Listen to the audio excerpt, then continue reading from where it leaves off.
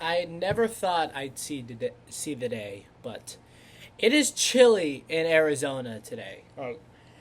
It feels like it's like below 40. Like, dude, I was walking to class. I had shorts and a t-shirt like I usually do. I was chilly, bro. It was cold. So that I got a hoodie on now, but man, that is extremely bizarre.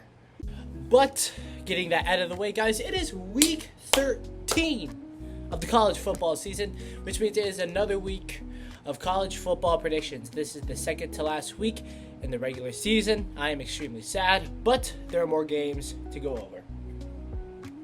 Again, if you don't know how this video works, every top 25 team who has a game this week, I predict it. That's pretty much it. I did extremely well last week. One of my best weeks I've ever had. I went 16-4 last week. That is really good, which brings my all-time record to 131-47. Again, I'm still striving for a perfect week, but some big predictions I got correct last week was Georgia stomped Texas at home, USC was in a tough battle with Iowa and they won, and Clemson got the upset against Louisville. I got that pick right. The games where I got wrong: Oklahoma. Give a round of applause to Oklahoma. They looked very impressive against Alabama. Virginia bodied Duke. Navy beat USF. And Arizona beat Cincinnati, I believe. Yeah. A couple teams do have bye weeks. That is number 2, Indiana. Number 5, Texas Tech. Number 6, Ole Miss. And number 19, Virginia. So only 4 teams this week. So let's get right into it. Okay, first game on the board. Rutgers, who is 5-5, is on the road to Columbus to take on the number 1 seed, the Ohio State Buckeyes, who are 10-0. Rutgers, I'm going to say the same thing I have said multiple Ohio State opponents, is you have to find a way to score the ball. Ohio State does not let up points. You have to find a way to score if you want to stay in this game. For Ohio State, what I would say is, I know Carnell Tate and Jeremiah Smith are banged up. I would say rest them this week. We need them for Michigan, so don't do anything stupid. Just get this win. Get ready for next week because it is a big week. I want to see a running back masterclass from Ohio State. I'm talking Bo Jackson, James Peoples, C.J. Donaldson, Isaiah West, and any other running backs we have. I want to see them. I want to see us run the ball down their throats. I think they will. Even though they don't have their 2 best offensive weapons, give me the Buckeyes 48-7. All right, coming up next, it is an interesting matchup. It is Samford, who is 1-10, on the road to take on the number 3 seed Texas A&M, who is undefeated. Give me Texas A&M 55-7. All right, next up on the board, it is Charlotte, who is 1-9, on the road to take on Georgia, the 4 seed, who is 9-1. Give me Georgia 55-7. Okay, coming up next, it is a big-time Big Ten matchup. This, I think, will determine the 3rd seed in the Big Ten. Correct me if I'm wrong. But it is the 15th-ranked USC Trojans on the road to Eugene to take on the 7th-ranked Oregon Ducks, who are 9-1. For USC, you have to win the trench battle. Oregon has been running the ball a lot this season, and you need to find a way to stop that, and you need to find a way to control that defensive line that Oregon has. Especially, another tip for USC, you have to try and tire them out. Oregon is a very talented football team, but if you tire them out, you could see the flaws. You saw what happened against Indiana. They got tired, they couldn't keep up with Indiana, and they kept making mistakes. Also, no turnovers. If you want to win this game, you cannot turn over the ball. You need to have efficient drives. For Oregon, make USC run the ball. Again, their 2 greatest weapons are Makai Lemon and Jacoby Lane. 2 receivers. If you take them out of the game, they have to rely on King Miller. And King Miller, yes, is really good. But, I would rather go against King Miller than Jacoby Lane and Makai Lemon. Don't let this be like the Indiana game where you're conservative the entire time and you just wait for Indiana to beat you. That was extremely bad.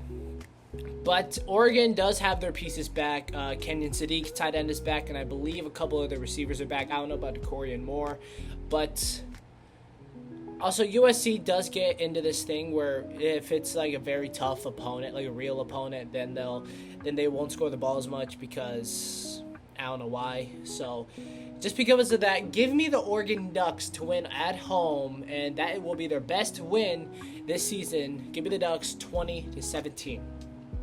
All right, coming up next is another ranked matchup. It is the 22-ranked Missouri Tigers, who are 7-3 on the road to take on the Oklahoma Sooners, the 8th seed. For Missouri, you have to find ways to score against this Oklahoma defense. The Oklahoma defense looked very, very impressive against very impressive against Alabama. You have to find a way to score. Keep it close. Oklahoma plays it, but don't let them score. I think your offense is talented enough to drive on Missouri. You just have to make sure that you're not in a dogfight with Missouri. And I'll say this. If you could beat Alabama on the road, you could beat Missouri at home. And I think they will. I think it'll be somewhat close, but give me the Sooners 19-10. Another game on the board is Syracuse, who is 3-7 on the road to take on the number 9 seed, the Notre Dame Fighting Irish. I heard this thing that Notre Dame will not get a home game in the college football playoff for those 2 losses. I think that makes sense to me, especially because they play no one at the end of the year. For Syracuse, I don't really know what to say. I don't know you guys all that well. I know you guys lost your quarterback, but judging based off your record, you guys aren't that good. And for Notre Dame, this is a Jeremiah Love stat pad game. If you want him to win Heisman, just hand him the ball and let him work his magic. Give me Notre Dame 45-10. All right, coming up next, we have another banger. It is Eastern Illinois, who is 3-8 on the road to take on Alabama. Give me the Crimson Tide 53-7. All right, coming up next, it is number 11 BYU, who is 9-1 on the road to take on the Cincinnati Bearcats, who are 7-3.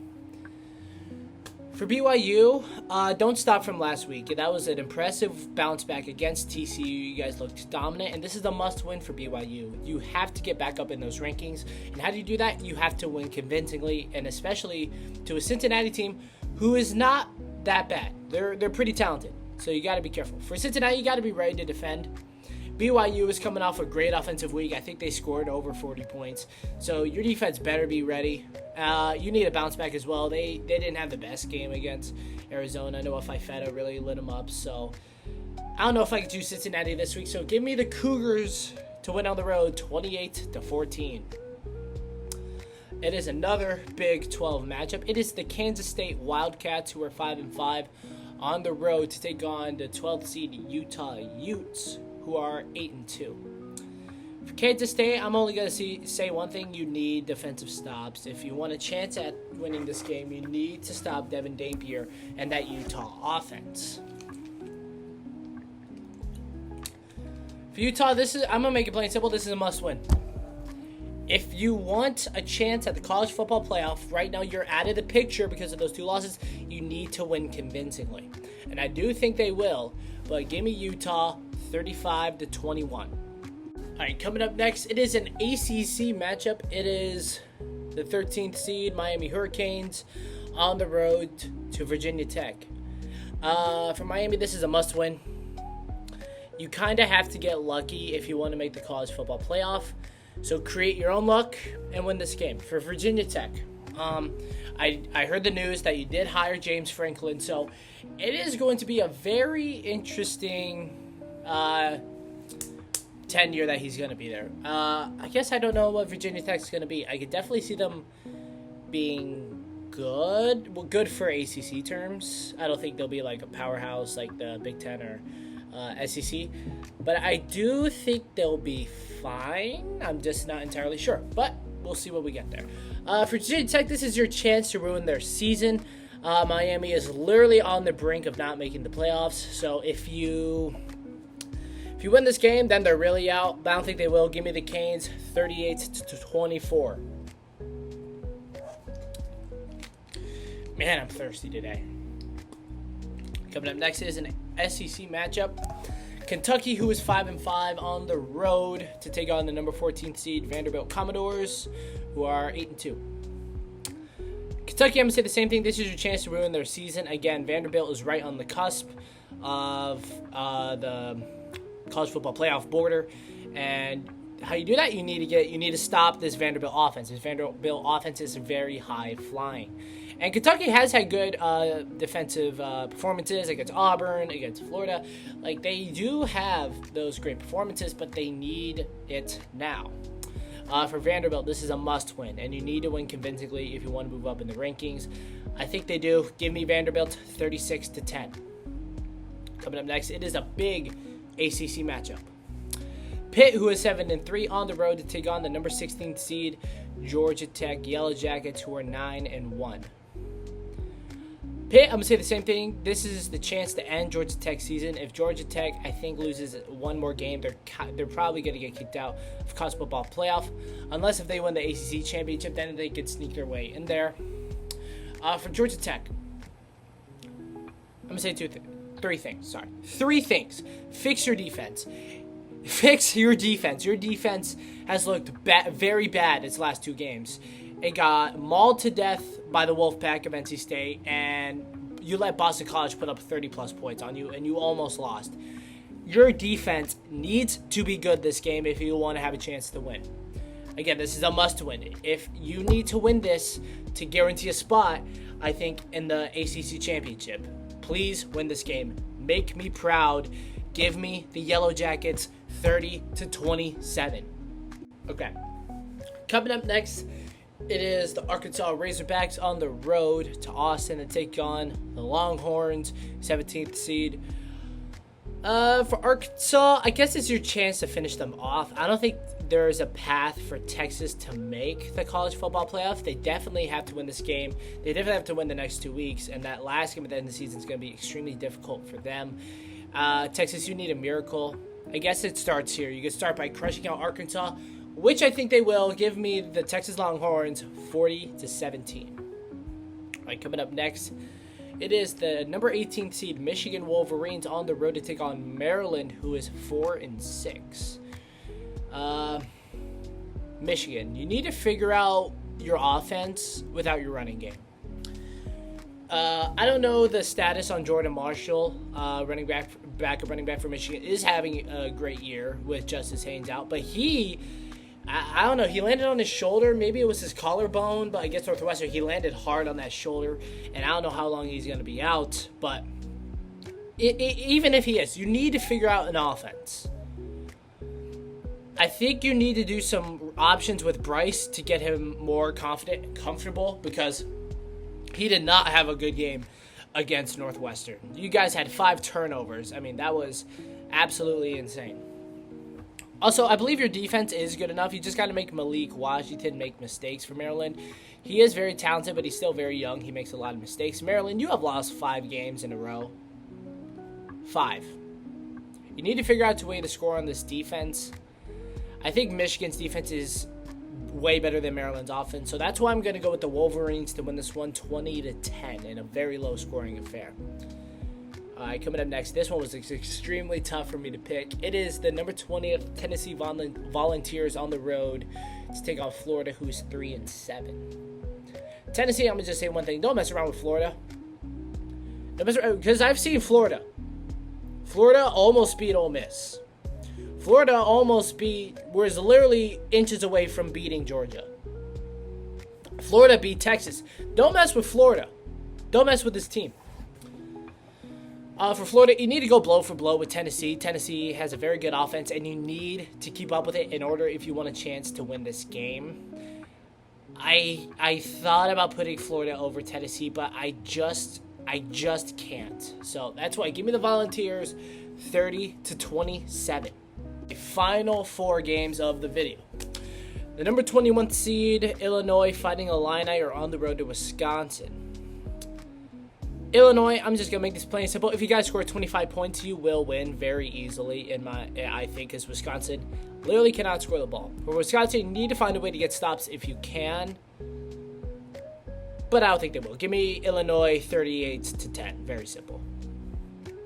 Alright, up next is a Big 12 matchup. It is TCU, who is 6-4, on the road to Houston, who is 8-2. TCU, you need a bounce back. Also,